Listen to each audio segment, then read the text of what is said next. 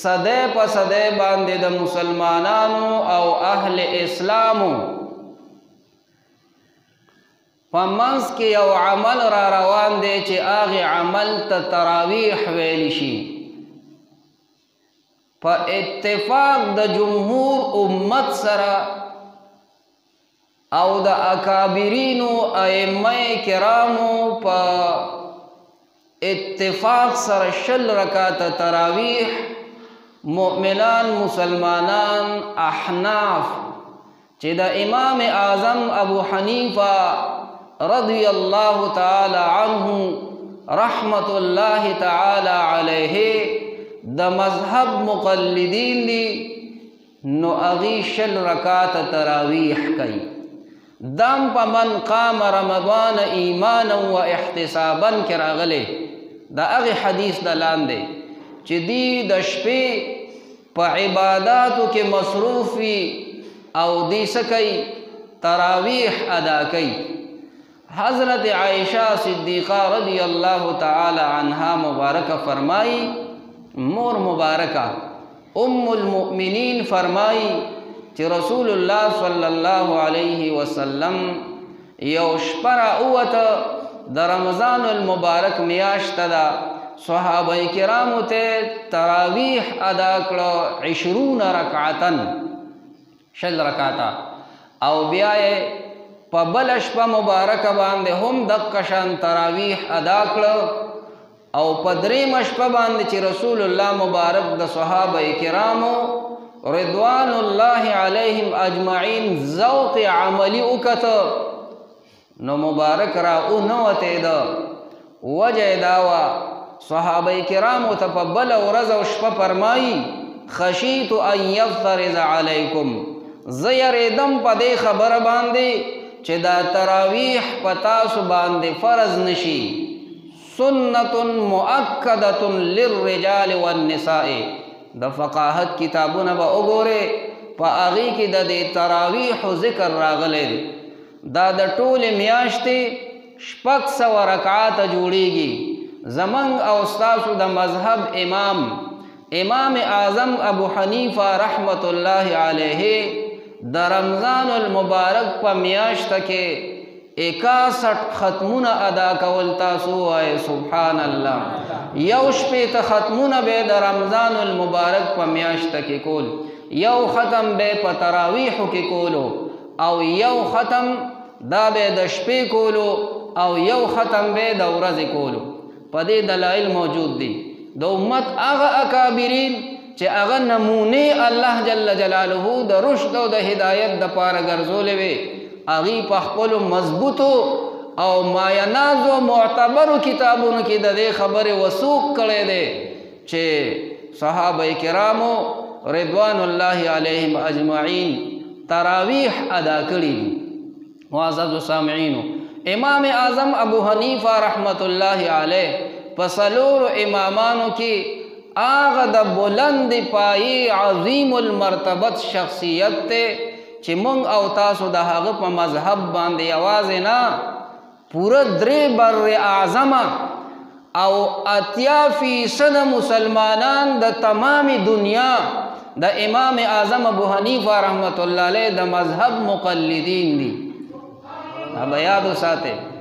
هغه کمال او مقام ورته الله رب ذوالجلال د تقوا او د پرهیزګارۍ ورکړی و چې د هغې د مثال پیش کولو نه امت مسلمه کې هغسې تقوادار او پرهیزګار خلک چې دی دا عاجزه دی. عالی تقوا ورته الله جل جلاله نصیب کړې وه. معزز سامعین کرام د بادشاه د زمانې سختۍ او تکلیفات امام اعظم ابو حنیفه رحمه الله دا برداشت. ولې برداشت کړه؟ مختصر و الفاظو کې درته ویمه که تفصیل د چا پکار وي نو بیا موږ هغې ته پوره تفصیل او وضاحت په میاشتو او په کلونو د خپلو امامانو په مناقبو باندې انشاء الله العزیز دا بیانولی شو.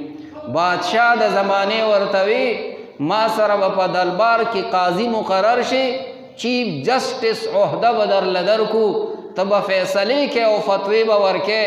امام اعظم ابو حنیفہ رحمت اللہ علیہ اخلاقی جرم نو کړي، نه چاته تکلیف رسولیو، نه چا سره ظلم او زیاتی کړو چې بادشاہ په جیل کې اچاو. بادشاہ چې په جیل کې اچاو د هغې وجه دا وه چې د حکومت او د صدارت د کرسۍ نه انکار کو چې زه قاضي نه مقرریږم، ما باندې به تاسو بیا غلطې فیصلې کوئ. لہذا امام صاحب رحمت الله علیه جیل ته واچولو او د بادشاہ په جبر او په امر او په ظلم امام اعظم ابو حنیفه رحمت الله علیه ته زهر ورکړی شو او هغه مبارک د هغې د لاسه شهید شو. عرض و مقصد می دا دی امام ابو حنیفه رحمت الله علیه په کوفه کې پیدا شوی دی. جای تولد د امام اعظم ابو حنیفه رحمت الله علیه کوفه ده. 80 هجری وا چې امام اعظم ابو حنیفه رحمت الله علیه دنیا ته تشریف راوړو. یاد ساته دا د علم هغه کان دی چې د متعلق په حلیة الاولیاء کې امام ابو نعیم اصفهانی رحمت الله علیه یو روایت پاک او حدیث راوړی دی. رسول الله مبارک فرمایي کچره لو کان الدین بالثریا لناله ابناء من فارس، کچره دا علم او دین دا د اسمان ثریا ستوري کې وي او د دې حاصلول ګران او مشکل وي، د حدیث معنا دا ده نو په دې فارس کې به داسې بچي او اولاد الله پیدا کی چې د اسمان د ستورو نه بدله دا علم راکوز کی او تاسو ته به اخی او دین به د هغې نه زده کوئ.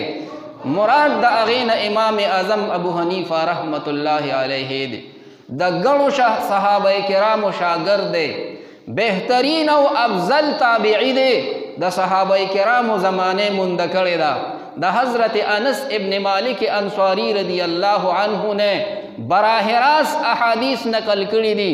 چا چې د احادیثو اصطلاحات ویلی او د احادیثو په دنیا باندې عبور او سلطنت لري نو احادیات دیتا سند عالی وی، مضبوط سند، مضبوط خبره د امام اعظم ابو حنیفه رحمت الله علیه چې په سند کې یو راوی وي.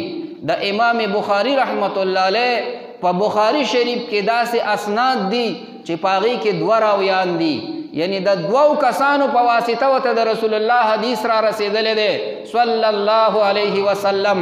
لیکن زمونږ امام اعظم ابو حنیفه رحمت الله علیه هغه شخصیت په کائناتو کې دی چې په یوه سلسله کې په یو سند کې په یو راوي کې بغیر د واسطې نه د نبی علیه السلام د خادم خاص د حضرت انس رضی الله تعالی عنه روایت نقل کوي چې هغه د نبی علیه السلام نه نقل کړی دی. په منځ کې یو راوي دی. امام بخاری په 2 او په 3 راویانو باندې فخر کوي. من د امام اعظم ابو حنیفه رحمت الله علیه په هغه یو راوي باندې چې په منځ کې دی احادیات ورته وایي او سند عالی ورته وایي، من په هغې الحمدلله فخر کوو. روا ابو حنیفة عن انس بن مالک قال قال رسول الله صلی الله علیه وسلم ان الله يحب اغاثة اللهفان. امام ابو حنیفه رحمت الله علیه د امام اعظم ابو حنیفه رحمت الله علیه نه هغه چې کوم دی د انس ابن مالک رضی الله عنه نے روایت نقل کئی. رسول اللہ صلی اللہ علیہ وسلم فرمائلی دی بیشک اللہ پاک خوخی آغا انسان چی آغا دا کمزوری مدد کئی. اغاثت اللہ فان وتوی یو سڑے کمزور دے آغا ہر سنگا کمزورتیا چی دا او تا دا اغا پاغی کمزورتیا کی مددو کا اللہ پاک دا سے انسان دیر زیاد خوخی. دا حدیث شریف لفظ معنی و معزز سامعین کرام